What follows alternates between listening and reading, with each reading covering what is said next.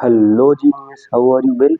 आप सभी अच्छे होंगे। तो आज हम मोस्ट इम्पॉर्टेंट न्यूमेरिकल देखने वाले हैं लेंस के, जो कि हमारे एग्जाम में काफ़ी आते हैं और हमें परेशान भी करते हैं। तो आज देखेंगे बेसिक से ए टू जेड और कैसे समझेंगे one by one, step by step.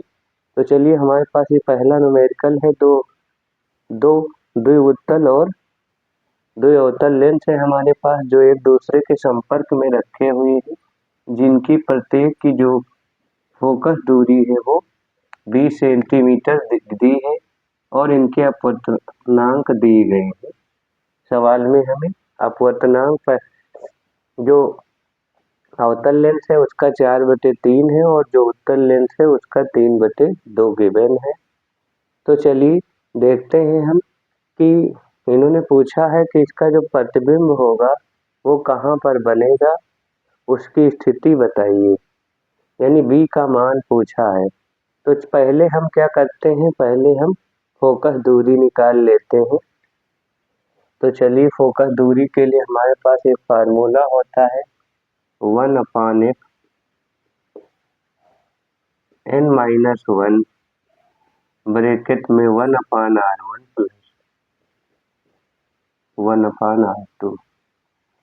लेकिन जब ये उत्तल लेंस के लिए लगाएंगे तो पॉजिटिव के साथ और अवतल लेंस के लिए लगाएंगे तो नेगेटिव लेते हैं, क्योंकि अवतल लेंस की जो फोकस दूरी होती है वो नेगेटिव होती है। तो यहाँ पर हम नेगेटिव लेंगे। तो चलिए यहाँ पर रखते हैं।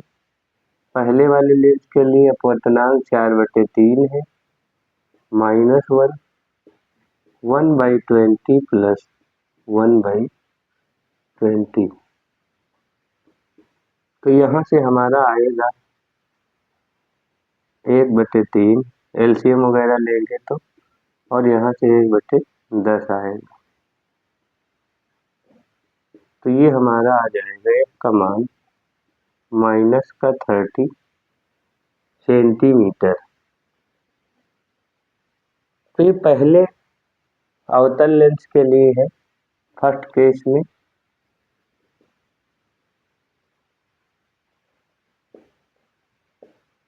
अवतल लेंस के लिए, अगर उत्तल लेंस वाले के लिए लगाएं तो फिर से हम लगाएंगे। तो उत्तल लेंस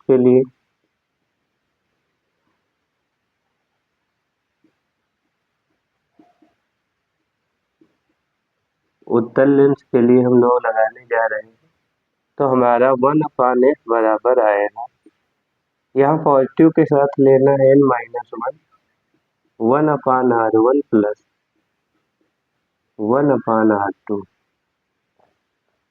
तो यहाँ पर हम लोग लेंगे 3/2 -1 1/20, क्योंकि प्रत्येक की जो वक्रता त्रिज्या है वो 20 दी है, इसलिए 1/20 लेंगे। यहाँ 2 1 जा 2, 3 में से 2 घटेगा तो 1 बचेगा, यानी 1/2 यहाँ सॉल्व करोगे तो आएगा, और यहाँ तो 2/20 आएगा। नीचे बेस सेम है तो हमारा 1/10 बचेगा, यानी यहाँ से जो आएगी फोकस दूरी 1/20, 1/f का मान है, तो f का मान क्या आ जाएगा 20 सेंटीमीटर। अब इसको हम क्या कर लें, f1 मान लें इसको, और इसको f2 मान लें। अब संयुक्त फोकस दूरी हम निकाल लें और उसके लिए लेंस सूत्र लगा दें तो हमारा आंसर इजीली आसानी से आ जाएगा। तो इतना आप करिए। संयुक्त फोकस दूरी हमारी क्या होगी उसको देख लेते हैं हम लोग। तो संयुक्त फोकस दूरी में हम लोग देखने वाले हैं कि हमारा जो संयुक्त फोकस दूरी है उसके लिए सूत्र है हमारा 1/f बराबर, या डायरेक्ट वाला भी याद कर सकते हो आप। डायरेक्ट में ये है कि आप ये याद कर लो, f बराबर f1 into f2/f1 plus f2। f1 का मान आया है -30, f2 का मान आया है 20, नीचे -30 प्लस का 20, -10 बचेगा नीचे, तो एक जीरो से एक जीरो कट जाएगा, माइनस से माइनस कट जाएगा, तो 60 आएगी।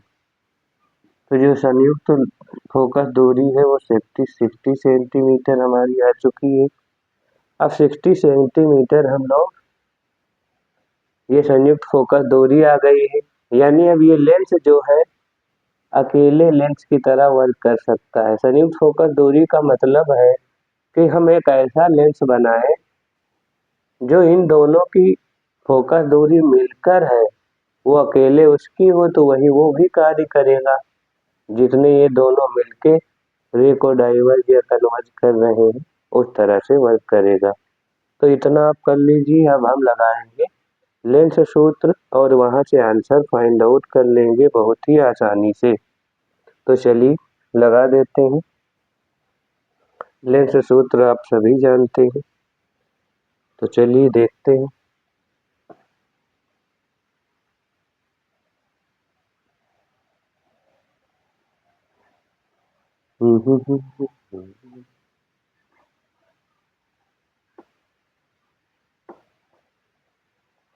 तो बहुत ही आसान था क्वेश्चन। क्वेश्चन में कुछ नहीं है, बस आपको समझने की आवश्यकता है। तो यहाँ पर लेंस सूत्र से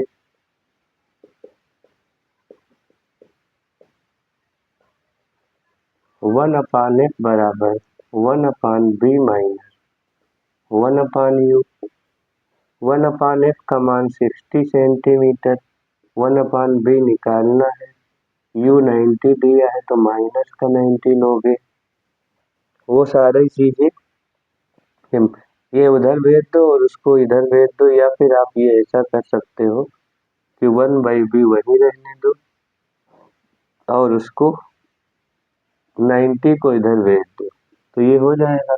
क्योंकि -90 90 प्लस हो जाएगा, इधर आएगा तो -90 होगा। यहाँ पर हम लोग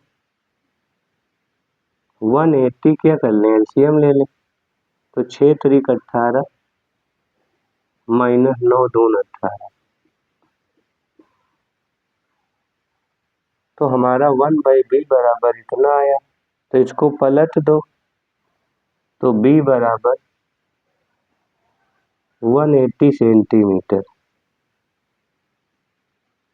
इसका अर्थ ये है कि जो हमारा प्रतिबिंब बन रहा है वो 180 सेंटीमीटर दूरी पर बन रहा है लेंस से।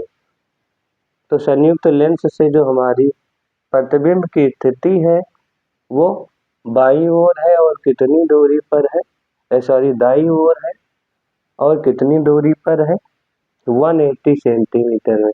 अगर पॉजिटिव आए बी का मान, इसका मतलब है कि जो प्रतिबिंब बन रहा लेंस के दाईं ओर, सामने से देखने पर लेंस के दाईं ओर बन रहा है।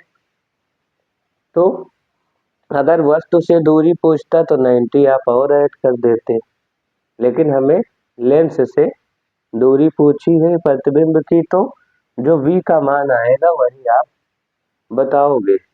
तो ये आपका आंसर है। आशा करते हैं ये वीडियो आपको मोटिवेट करेगा और आपको अच्छे से समझ में आया होगा। ऐसे अच्छे अच्छे वीडियो देखने के लिए आप हमारे साथ जुड़े रहें। Thanks for watching. फिर मिलते हैं किसी अच्छे वीडियो के साथ।